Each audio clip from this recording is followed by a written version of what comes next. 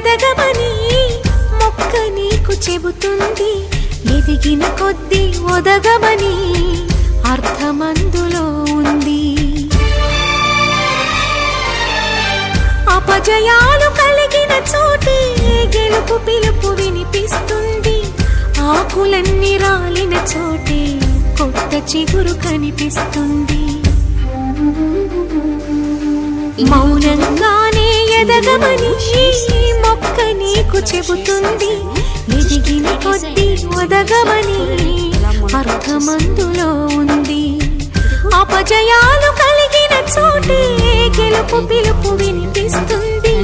ఆకులన్నీ రాలిన చోటే కొత్త చిగురు కనిపిస్తుంది.